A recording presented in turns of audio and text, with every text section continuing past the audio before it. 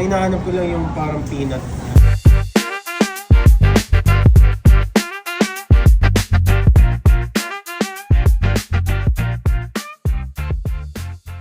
Yo, good day. Nandito pa rin tayo sa Yakon Kaya Toast. May gateway pa rin.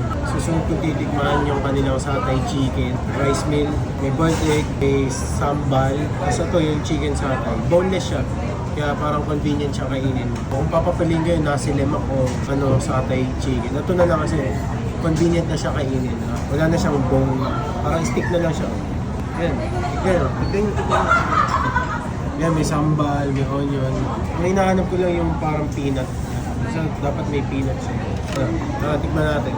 Sabi ko na natikman. Tinitikman ko lang talaga yung mga yun. Hindi ko siya nauubos. Pero, tikman muna na... wait lang. Tikman muna natin yung signature coffee nila. May condensed, may evap. Siguro kasama para siyang para siyang Thai tea, pero coffee.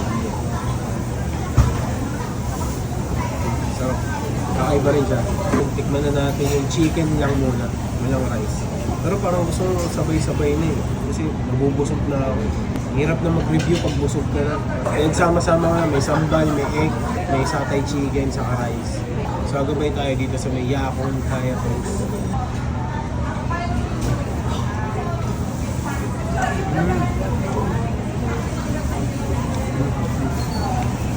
Sarap.